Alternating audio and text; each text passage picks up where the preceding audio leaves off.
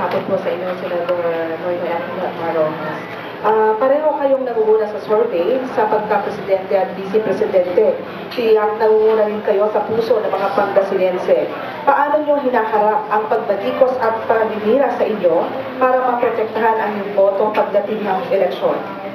Ito po mabibis po sa atin. Sa kadalasan naman po, di ba yung black propaganda na dinadaan sa Facebook na anonymous, dinadaan po sa email na anonymous, at yung tao po naman, pag kumakapapa ng sekreto na, babasahin. Tapos kadalasan, hiringin niya, tinatawanan na lang po. Sa takbo po na kampanya ito, alam mo po yung inatake na po yung lolo ko namatay 1940, yung po yung nabutan yun. Di pa nagliligawan ng nanay-tatay ko eh. So, namatay na po yun, inatake po tatay kung matagal na rin po tayo. Pati nanay ko kakamatay, inatake na rin po. Inatake na rin si Joshua Pamaki ko special child. Si Baby James sa biniro ko, atake, inatake na rin po. So, palagay ko po, alam ng taong bayan ko anong tama, anong mali, anong totoo, anong hindi totoo. Lalo ba nakakatulong sa atin yung mga batikos po nilang wala po talaga sa lugar. Nakaprepara na for 100 days ang kung mga gagawin po ninyo pag-upo ninyo bilang Vice Presidente ng ating bansang Pilipinas.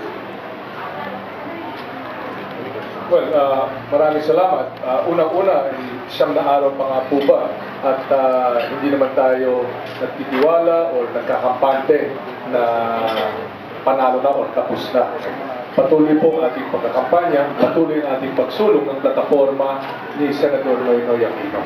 Buo ang aking loob na ang susunod na Pangulo ay walang iba kundi si Senador Noynoy Aquino.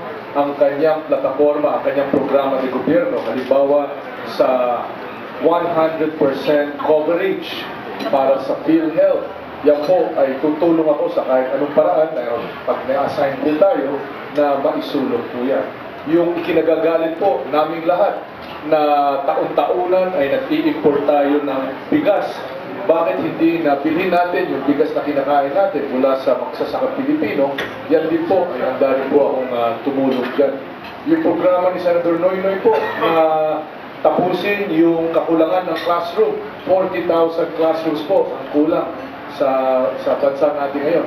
Handa rin po tayo matutulong.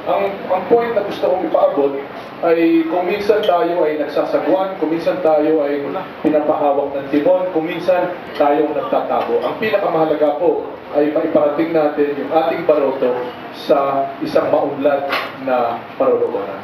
Thank you.